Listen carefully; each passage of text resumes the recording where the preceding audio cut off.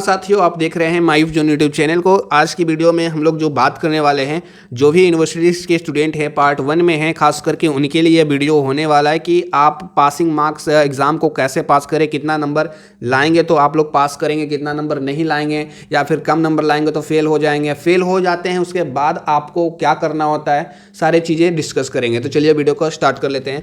तो आप देख रहे हैं माइफ जोन को। अगर आप इस चैनल पर नए हैं तो ज़रूर सब्सक्राइब करिएगा यार, ठीक है। आपका सपोर्ट की ज़रूरत है इस चैनल को। चलिए हम लोग सबसे पहले बात करते हैं पासिंग मार्क्स। तो यह वीडियो जो है सारे यूनिवर्सिटीज़ वाले देख सकते हैं। ये जो नियम मैं बता रहा हूँ वो यूजीसी का है, और ये पाटलिपुत्र यूनिवर्सिटी हो, पटना यूनिवर्सिटी हो, ललित नारायण मिथिला यूनिवर्सिटी हो, इलाहाबाद यूनिवर्सिटी हो, एंड कोई भी, सभी पे ये रूल लागू होता है। तो सभी लोग इसको देख सकते हैं। पाटलिपुत्र वाले खास करके देखिएगा क्योंकि उन लोगों का एग्जाम नज़दीक में है। तो यहाँ पर बात करते हैं पासिंग मार्क्स। पासिंग मार्क्स में सभी सब्जेक्ट्स का देखना है, BA, BSc, BCom, honours paper, subsidiary paper and composition paper, सभी का एक एक करके हम लोग देखते हैं। सबसे पहले मैं ऑनर्स पेपर का बात करूंगा। ऑनर्स पेपर में भी दो तरह के लोग पाए जाएंगे, दो तरह के स्टूडेंट आपको मिल जाएंगे। एक वो जिनका थ्योरी के साथ साथ प्रैक्टिकल एग्जाम, दो एग्जाम होता है, थ्योरी भी देना होता है उनको, प्रैक्टिकल भी देना होता है। लेकिन दूसरा तरह का जो होता है, दूसरा स्टूडेंट, उसको सिर्फ थ्योरी एग्जाम देना होता है, उसका प्रैक्टिकल नहीं होता है। तो दोनों को एक एक करके डिस्कस करेंगे। सबसे पहले हम लोग देखेंगे जिनका प्रैक्टिकल थ्योरी दोनों होता है, उनके बारे में बात करेंगे कि प्रैक्टिकल में कितना नंबर लाना चाहिए ताकि आपका पासिंग मार्क्स आ जाए,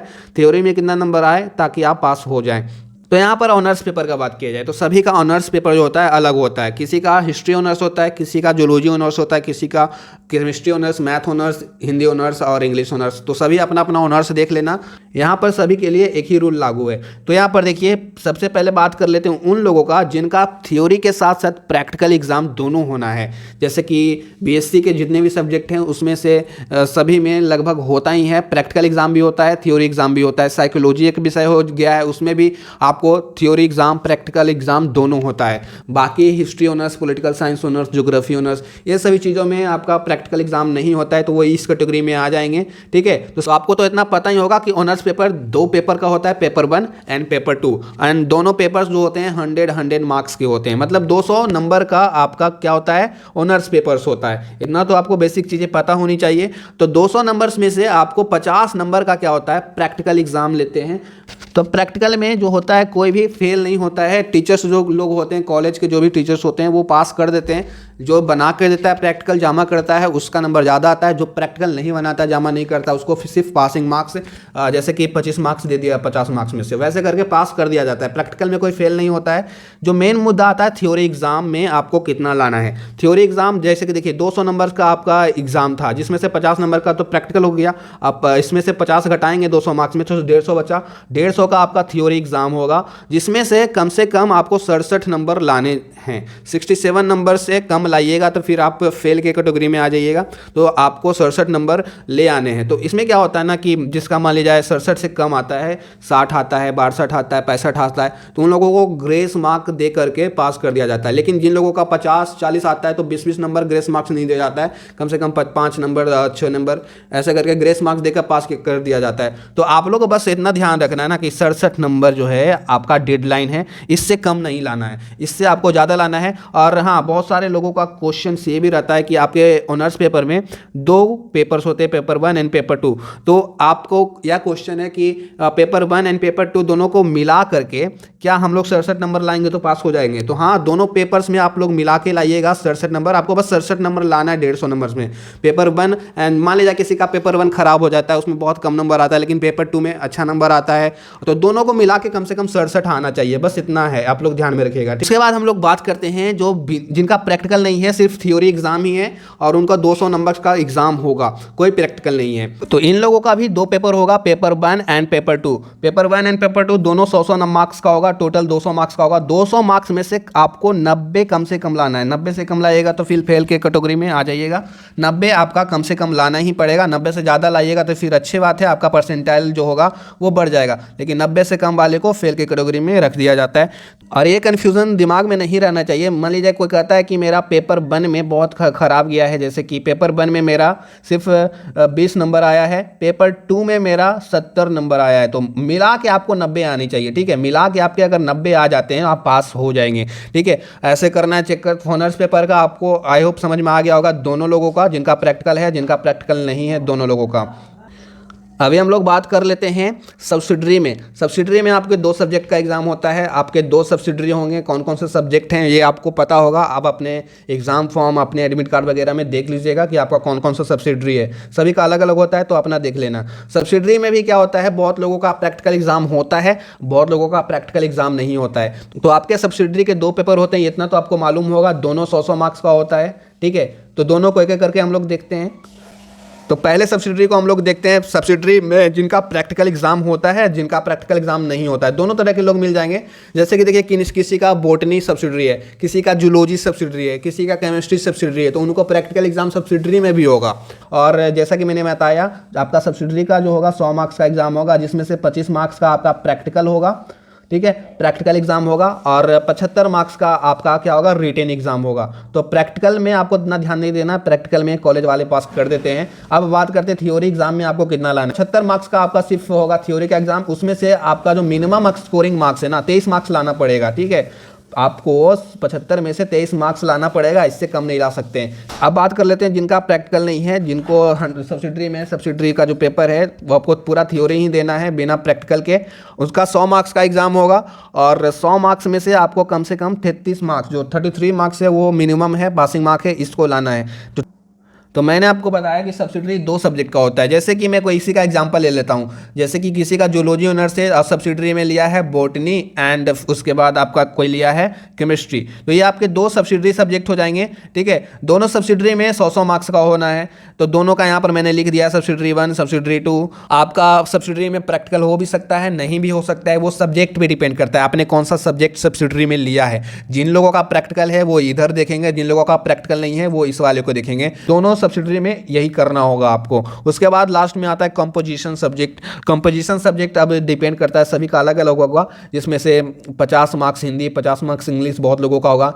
किसी का 100 मार्क्स क्या होता है, हिंदी ही होता है। किसी का फिर ऐसे हो सकता है 50 मार्क्स हिंदी, 50 मार्क्स मैथिली। तो अपना अपना कंपोजिशन जो सब्जेक्ट है वो देख लेना।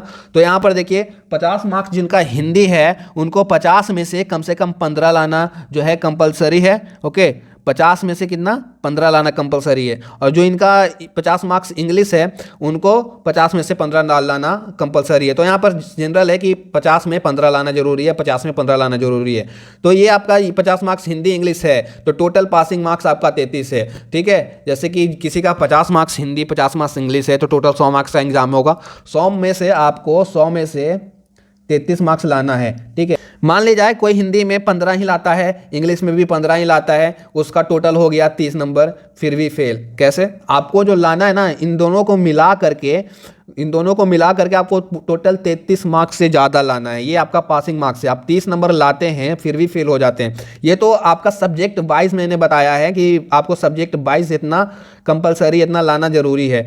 जैसे कि मान लीजिए कोई हिंदी में 14 ले आता है, 10 ले आता है, तो हिंदी में वो फेल हो जाएगा, ठीक है। उनको 15 लाना ही है। मान ले जाए दोनों को मिला करके कोई 30 नहीं लाता है, तो वो दोनों फेल हो जाएगा, ठीक है। तो इस सब्जेक्ट वाइज आपको यहाँ पर कट ऑफ देखना है कि आपको 15 लाना है, और ओवरऑल आपको 33 लाना है, ठीक है। आपको आई होप समझ गए होंगे। जिन लोगों का 100 मार्क्स का एग्जाम है तो उनका तो टेंशन ही नहीं है, 100 में से आपको 33 लाना है। जिनका हिंदी 100 मार्क्स लिए हैं उन लोग का मैं बता रहा हूँ। तो आई होप आपको समझ में आया होगा। फिर भी नहीं समझ में आता है, कमेंट डाउन करो। अपना जो ऑनर्स है, सब्जेक्ट है, जो भी है, आप लोग कमेंट डाउन करो, मैं आप लोगों को हेल्प जरूर करूंगा। अभी आते हैं दूसरे क्वेश्चन, जो सबसे वीवीआई क्वेश्चन है, मतलब सबसे ज़्यादा डराने वाला क्वेश्चन होता है स्टूडेंट का मन में। जो भी दुविधा आपके मन में है वो सोल्व करते हैं। जैसे कि देखिए, बैक ईयर किनको लगता है, कौन फेल होंगे, कौन प्रोमोटेड होंगे, और कौन जो है बैक ईयर का पेपर देंगे, ये सभी चीज़ें देखते हैं। तो बैक ईयर किनको लगेगा, कौन फेल होंगे, ये दोनों बात एक ही है। जो फेल होंगे उनको बैक ईयर लगेगा। कैसे, आपके ऑनर्स पेपर हो गया, फिर 2 सब्सिडरी के 2 पेपर हो गए, फिर कंपोजिशन के 1 पेपर हो गए। टोटल 500 मार्क्स का आपका एग्जाम होता है कि नहीं। 5 सब्जेक्ट होगा, एक आपका ऑनर्स, उसके बाद सब्सिडरी आपका, देन दूसरा सब्सिडरी, उसके बाद कंपोजिशन। तो आपके टोटल 500 मार्क्स के एग्जाम होंगे। मान ली जाए कोई बंदा टोटल 5 सब्जेक्ट है, उसमें से 2 से ज़्यादा में कोई सब्जेक्ट में फेल हो जाता है, यानी 3-4 सब्जेक्ट में फेल हो गया, तो उसको जो है फेल लिखा दिया जाएगा, उसको फेल करार कर दिया जाएगा। ठीक है, उसको बैक ईयर लग जाएगा, 1 साल वो पीछे चला जाएगा, 1 साल उसका बर्बाद हो जाएगा। तो 2 से ज़्यादा सब्जेक्ट में फेल नहीं होना है। आप 2 सब्जेक्ट में फेल हो सकते हैं, 2 सब्जेक्ट में जो फेल होंगे उसको प्रमोटेड कर दिया जाएगा। इनका क्या जो करना है वो मैं बताता हूँ आगे, लेकिन जो 2 सब्जेक्ट से ज़्यादा फेल कर जाते हैं, 3 सब्जेक्ट में फेल कर गए, 4 सब्जेक्ट में फेल कर गए, 5 में फेल कर गए, उनको तो फिर 1 साल बर्बाद हो गया। आपको फिर से अपने जूनियर लोग के साथ पार्ट 1 पढ़ना पड़ेगा, आपका 1 साल पीछे चला जाएगा, बैक हो जाएगा। ठीक है, तो ये समझ गए फेल और बैक किनका लग सकता है। अब ये बात करते हैं प्रमोटेड वालों का। मान ले जाए कोई बंदा 1 सब्जेक्ट में फेल होता है या फिर कोई 2 सब्जेक्ट में फेल होता है, तो इन दोनों को प्रमोटेड कर दिया जाएगा यूनिवर्सिटीज़ की तरफ से। और इन लोगों को क्या करना पड़ेगा, इन लोगों को जो है बैक ईयर पेपर देना पड़ेगा। बैक ईयर पेपर क्या होता है, आप देखिए, जैसे कि एक ऑनर्स में फेल हो गया, एक सब्सिडरी में फेल हो गया, तो मैं 2 में फेल हो गया, दोनों में जब मैं फेल होऊंगा, दोनों का जो एग्जाम है मुझको प्रमोटेड कर दिया जाएगा। मैं पार्ट 2 में तो चल जाऊंगा, लेकिन जिसमें मैं फेल हुआ हूं जूलॉजी बॉटनी में, उसका जो एग्जाम है वो अपने जूनियर के साथ देना पड़ेगा। जैसे कि मेरा सेशन अभी देखो 2020 से 23 है। ठीक है, तो मैं 2020 से 23 का एग्ज़ाम दिया और मैंने पास कर लिया, उसके बाद मैं पार्ट 2 में चला गया, लेकिन मेरा प्रमोटेड लग गया है। तो मेरा जो प्रमोटेड जो भी सब्जेक्ट का लगा है वो 2021 से 24 सेशन वालों के साथ देना पड़ेगा। यानी आपको 2 एग्ज़ाम देने पड़ेंगे, पार्ट 2 का भी एग्ज़ाम देना पड़ेगा, पार्ट 1 का जो भी फेल किए थे, प्रमोटेड हुए थे, उस पेपर का भी आपको एग्ज़ाम देना पड़ेगा। आई होप समझ गए होंगे। तो इस तरह से आप लोग समझ गए होंगे, जो 2 से ज़्यादा सब्जेक्ट में फेल हैं उसको बैक ईयर फेल लगा दिया जाएगा, जो 2 या 2 से कम सब्जेक्ट में फेल हैं उसको प्रमोटेड कर दिया जाएगा, लेकिन उनका एग्जाम देना पड़ेगा अपने जूनियर लोगों के साथ। उसके बाद बात करते हैं कि जो है थर्ड परसेंटेज कैसे कैलकुलेट किया जाता है। जैसे कि कोई बोलता है फर्स्ट ईयर का परसेंटेज, सेकेंड ईयर का परसेंटेज मैटर नहीं करता है, तीसरे ईयर का परसेंटेज लाओ वो मैटर करता है। तो देखिए, परसेंटेज जो होता है आपका 3 सालों का मैटर किया जाता है। मान ली जाए कोई बंदा जो है 60% लाया पार्ट 1 में, फिर 70% लाया पार्ट 2 में, फिर लाया 80% क्या पार्ट 3 में, तो इन तीनों का जो है मतलब जोड़ दिया जाएगा और एवरेज जो निकलेगा ना वो आपका परसेंटेज होगा। तो आपको 3 सालों में परसेंटेज को है जो है आपको हाई करके रखना है। ठीक है, जितना ज़्यादा आप परसेंटेज करेंगे पार्ट 1 में, पार्ट 2 में, पार्ट 3 में, तीनों को मिला करके एक परसेंटेज बनाया जाता है। तो 3 सालों को आपको अच्छे से परसेंटेज वाइज देखना है, अच्छे परसेंटेज लाने हैं 3 साल, पार्ट 1, पार्ट 2 एंड पार्ट 3 में। ठीक है, स्क्रीनशॉट लेना चाहते हैं इसका तो आप लोग ले सकते हैं। ठीक है, ये वाले का स्क्रीनशॉट आप लोग लेना चाहते हैं तो आप लोग जरूर लीजिएगा। ठीक है, इसका ले लीजिएगा, आपको काम देगा। और आप अगर इस चैनल पे नए हैं तो प्लीज़ सब्सक्राइब कर दीजिए इस चैनल को। मैं आपसे रिक्वेस्ट कर रहा हूँ। मिलते हैं अगली वीडियो में कुछ ऐसे ही इंटरेस्टिंग वीडियो के साथ। Thank you for watching my video.